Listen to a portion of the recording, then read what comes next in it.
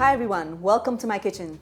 Today I'm going to show you one of the most favorite tea time snacks that all of us love to have, be it a rainy season, monsoon or winter when it's chill or just a lazy Sunday, and that's onion pakora.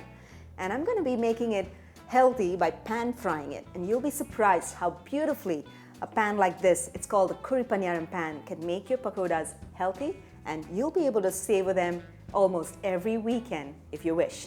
So without wasting any time, let's dive right in and make the onion pakora.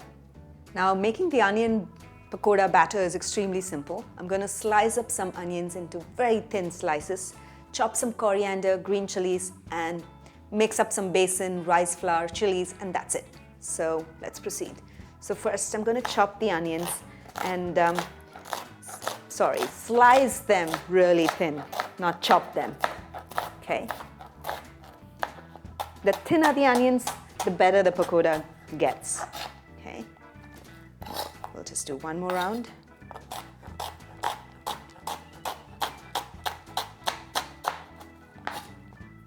That's it. We'll fluff up the onions now.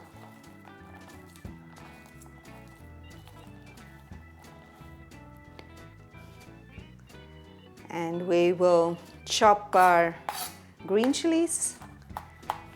Depending upon how strong or spicy your green chilies are, you can add them accordingly.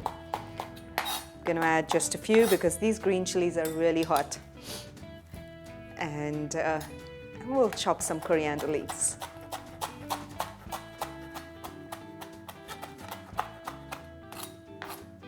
Perfect.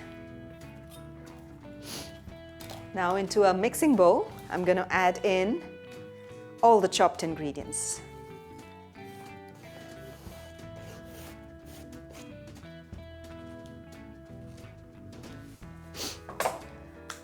And to this, I'm going to add in some gram flour, also the besan, key ingredient for a pakoda. And another, very secret ingredient is a rice flour. Not everybody adds rice flour to a pakoda. The rice flour also adds a crunch and it makes the pakoda a little more crisp. So that's why we add it.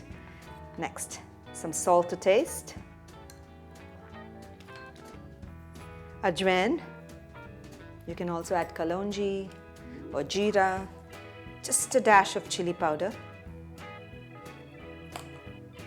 Some hing, asafoetida, and a little bit of turmeric powder.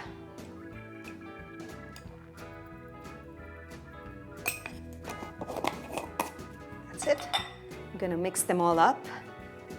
Now that all the ingredients are combined, I'm going to add in some water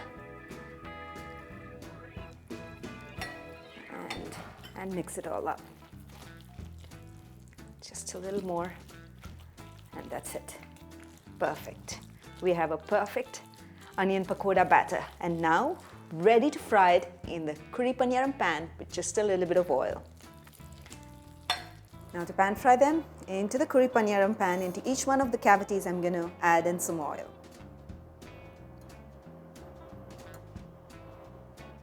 Okay, and I'm going to spoon in the pakora batter. Use your fingers, this comes out much better. Add it in.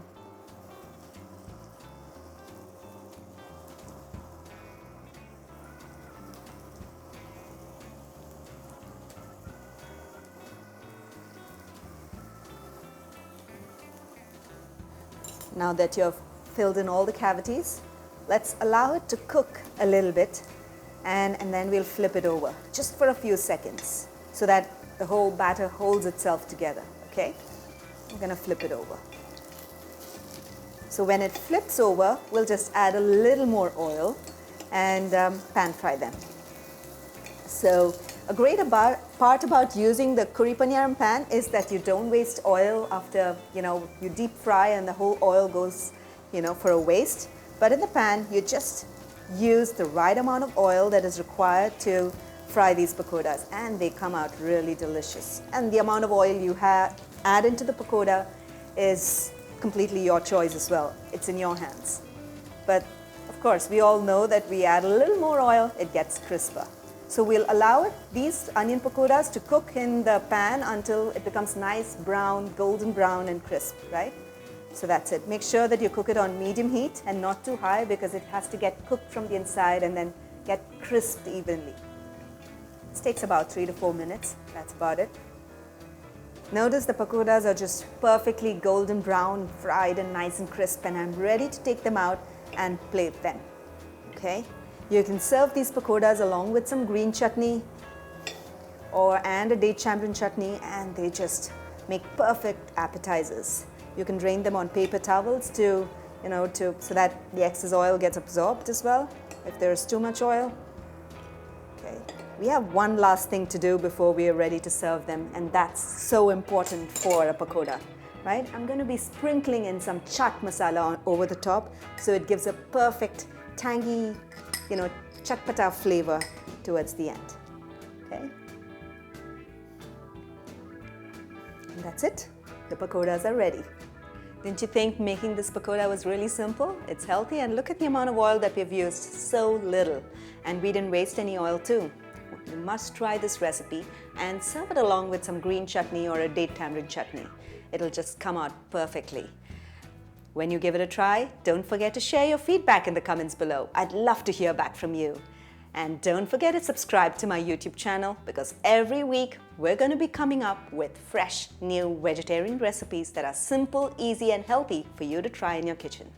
So until then, until next time, happy cooking and healthy eating.